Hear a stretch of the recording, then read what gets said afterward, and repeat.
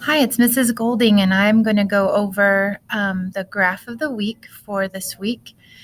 This is the week of December 4th, 2020. This is graph of the week 16. Okay, so I have a few data displays here to share with you, but they're all about the same thing: blood alcohol content and drunk driving statistics. Okay, so let's go ahead and take a look at this first graph. So if I zoom in just a little bit here, I'm going to come out. All right. Let's move me off here. Okay, so blood alcohol content, BAC, and this is a table for male and female. Okay, you can look over here, and when I look at a graph and I'm trying to figure it out, I just look at everything first and try to kind of see what I'm looking at. I see number of drinks right here, and then they're numbered here. And then I see male and female, male and female.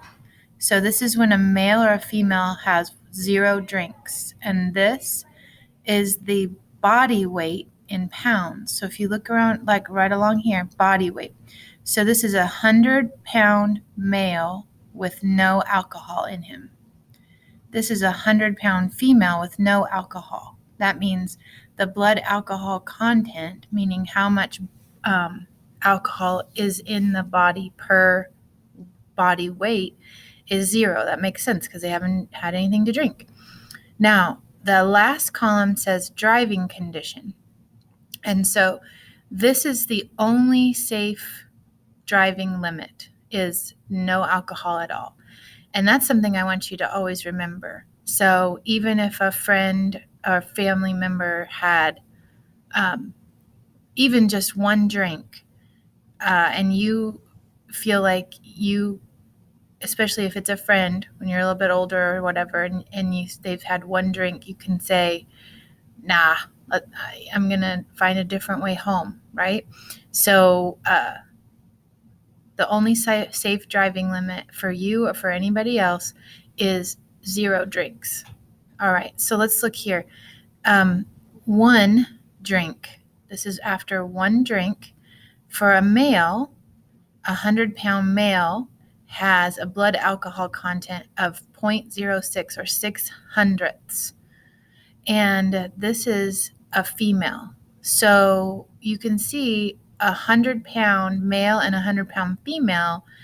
The female has a little bit more alcohol to her than the male. And the reason for that, and this is generalized, but generally males have a little bit more muscle tone to them.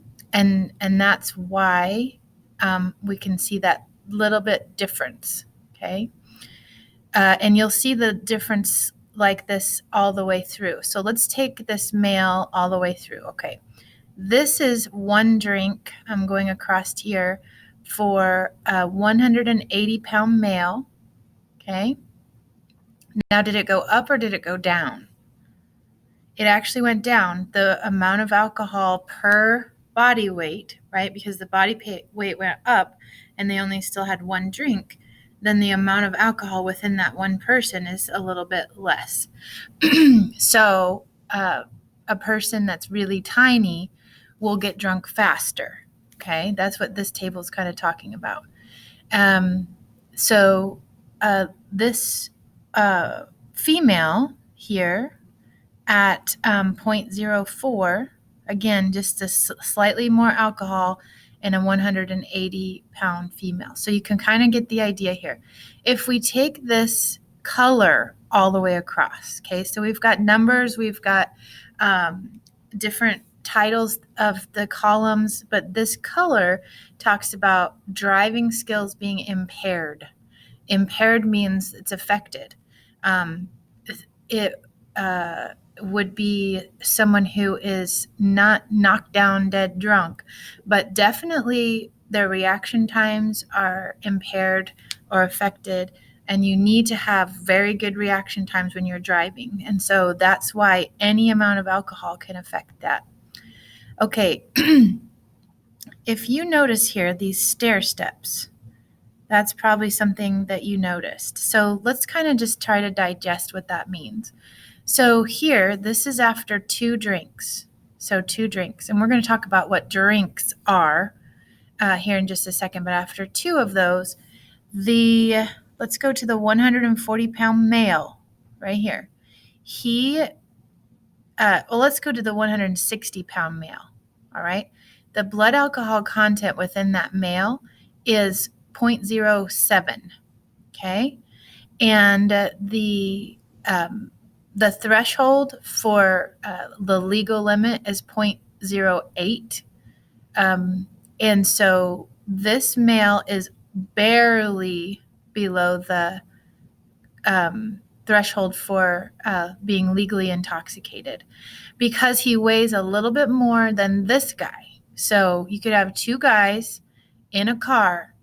They're in 2 cars, let's say 2 cars. They're both at a party and they both left having had 2 drinks. This guy weighs 140 pounds. This guy weighs 160 pounds. This guy, if he gets pulled over, will not be written up for driving while intoxicated. But this guy would because he's over the limit, okay? Because his weight is a little bit less, the blood alcohol content is more. That's what this little stair step is saying, okay? Now, if you see this, the thing that I want you to notice is how quickly this happens. 1 drink, okay, pretty much everybody is still legal. So everyone is still legal. But are they impaired? Yes. Should they be driving? No. The second here, just immediately after that, 2 drinks, then a good number of people are impaired all the way up to here, okay? Especially if you're a male under 160, if you're a female under 180, you're impaired, okay? If you're a little bit bigger person, you're still, I should have said not impaired. Here, you are legally intoxicated. Here, you are just impaired. I don't want to say just. You are impaired. You should not be driving, but you are not legally intoxicated. But after 3 drinks, everyone, except for this 240-pound male, are legally intoxicated. So hopefully you can kind of see what this data display is showing us. Now, this says subtract a little bit for each 40 minutes of drinking, meaning over time, the alcohol amount in the body depletes, okay? So 1 drink, let's talk about what 1 drink actually is. So it gives us some information here, but for me, I have to see it in a picture form. So I put a picture in here for you. So a standard drink, 12 fluid ounces of beer, just regular beer, okay, has about 5% alcohol, all right? That's 1 drink, all right, of beer. 8 or 9 ounces of malt liquor, okay? So malt liquor is right in here. So a little bit less because it has 7% alcohol. This is table wine, so just regular wine. There's more alcohol per fluid ounce. And so there's 12% alcohol in just 5 fluid ounces. So this is 1 drink. 1 drink. So then this, if a person is drinking hard alcohol, like gin, rum, tequila, vodka, or whiskey, that's right here, 1.5 ounces in a small glass or a shot right here. That's 1 drink. Okay, most people get this all mixed up. 1 drink of this right here you're getting that's considered 1 drink, I should say. So if a person is out drinking with their friends, technically they could drink more. They could drink a whole beer, right? 12 ounces, and this person's only drinking a tiny shot, and this person has that 1 drink in them where they're impaired, right? And this person is impaired after that much. Okay. Now, driving fatalities. This is the part. When you're talking about this in your response, you might mention whether or not this has affected you personally. A lot of us have friends or family members who've been affected by drunk drivers. So this is talking about age and drivers involved whose blood alcohol content is 0.08 or greater. And that's grams per deciliter. Grams per deciliter. It's just the way that some things in science are measured. Deciliter. Okay. Now, if you notice here, age 16 to 20, about 648 drivers were drunk. Okay. 21 to 24, the drivers increased, right? Did that double? Yeah, close to double. So here, 1,347 of those drivers, and this is drunk driving fatalities. So this is where somebody died. So somebody died in this accident. If the drivers here, and this is talking about were they drunk? Okay, so here and then here, you notice this is the biggest number. Okay, the greatest number of drivers involved in drunk driving fatalities were between the ages of 25 and 34. All right, so you can think about why that might be. Well, the legal drinking age is 21. Okay, do you know people that drink that are younger than 21? Yes. Do you know people that don't drink who are 21? Yes. So you can kind of see drinking age may or may not play a part in that. 25 to 34-year-olds, they're a little bit further away from that initial drinking age, right? So they might feel a little more comfortable. They might have been drinking for a little bit longer, and they might feel comfortable saying something like, I've only had 2 beers. I've only had 3 beers. I've only taken a few shots. And they might feel comfortable in saying, I can handle it.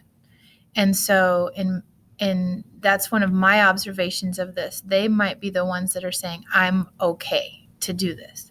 And so this data display kind of shows us where those numbers lie. By the time they're 35 to 44, maybe they're a little less reckless. Who knows? Definitely when they're 75 or older, it seems like either they're not drinking anymore or they're definitely less reckless. But I think when you get to be 75 or older, maybe there's other issues in their driving. But the wrap up of this whole thing is, again, talking about blood alcohol content and drunk driving. So hopefully you'll be able to talk about what is blood alcohol content, how does it affect males and females differently, give an example with a male or a female, choose a body weight and talk about when, after how many drinks they would become intoxicated based upon this data. So you might take a 180-pound male. Okay, that's a pretty average size male. A 180-pound male, you might say, would become legally intoxicated, and so you're going to follow it down after 3 drinks. Okay, you might talk about a 140-pound female. That's pretty average. A 140-pound female will become intoxicated after just 2 drinks. Okay, so you can talk about that. You can also talk about what constitutes a drink and what you know about the size of the drink. All right, and you can talk about who is driving when these fatalities are happening. And based on age, we could talk about that 25 to 34-year-old range of drivers. And you might talk about why that might be. And you might come to a different conclusion than I did. And that's totally fine. If any of this has affected you, your family, your friends, you might want to add that. You might even say my cousin was in a drunk driving accident, and this is what happened, or whatever. However, you can interject your own thoughts and your own experience into these responses makes it more interesting and more applicable to your life. So, all right, hopefully that's helpful to you. This is not due till Friday, December 4th. I just need 7 good sentences in paragraph form, and I know you can do it.